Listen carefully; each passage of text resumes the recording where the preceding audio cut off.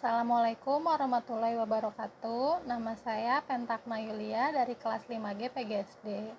Di video sebelumnya, saya sudah membahas tentang contoh penerapan landasan sosiologis pada kurikulum 2013. Dan di video kali ini, saya akan melanjutkan dengan contoh penerapan landasan psikologis pada kurikulum 2013. Seperti apa? Mari kita lihat. Tahukah kamu apa itu landasan psikologis?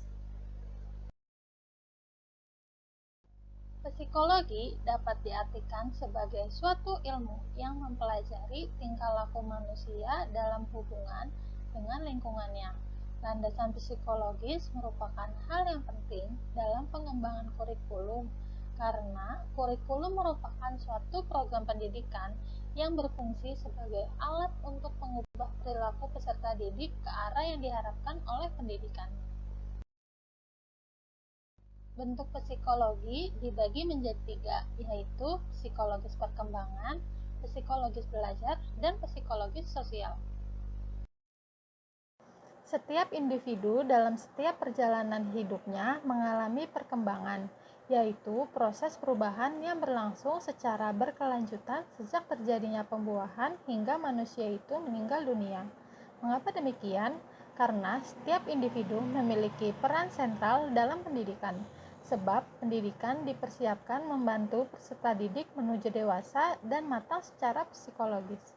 Pengetahuan tentang karakteristik masing-masing peserta didik menjadi mutlak diperlukan karena dari mempelajari tumbuh kembang peserta didiklah seorang pendidik akan mengetahui minat dan kebutuhannya sesuai dengan tingkat perkembangan peserta didik dari sisi psikologi.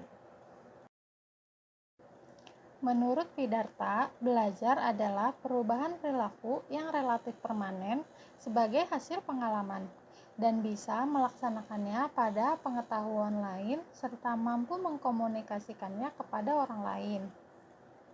Para ahli psikologi cenderung menggunakan pola-pola tingkah laku manusia sebagai suatu model yang menjadi prinsip-prinsip belajar. Prinsip-prinsip belajar ini selanjutnya lazim disebut dengan teori belajar. Teori belajar dibagi menjadi 3. Yang pertama, teori belajar klasik. Digunakan untuk menghafal perkalian dan melatih soal-soal. Yang kedua, teori belajar behaviorisme.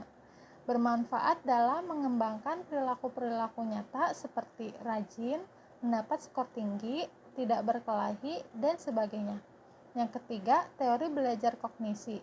Berguna untuk mempelajari materi-materi yang rumit yang membutuhkan pemahaman untuk memecahkan masalah dan untuk membangun ide.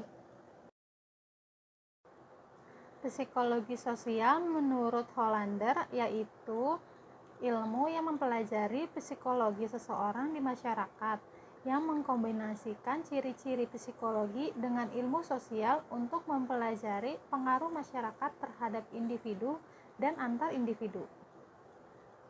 Dalam dunia pendidikan, kesan pertama yang positif yang dibangkitkan pendidik akan memberikan kemauan dan semangat belajar anak-anak. Motivasi juga merupakan aspek psikologi sosial, sebab tanpa motivasi tertentu, seseorang sulit untuk bersosialisasi dalam masyarakat. Sehubungan dengan itu, pendidik punya kewajiban untuk menggali motivasi anak-anak agar muncul sehingga mereka dengan senang hati belajar di sekolah.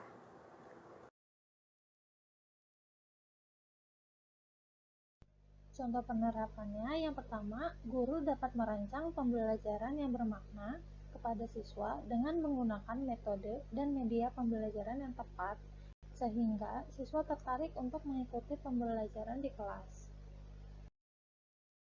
Yang kedua, yaitu setiap anak diberi kesempatan untuk berkembang sesuai dengan bakat, minat, dan kebutuhannya, yaitu dengan cara mengadakan ekstrakurikuler di sekolah.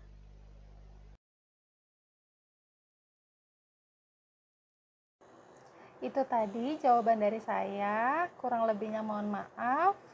Wassalamualaikum warahmatullahi wabarakatuh.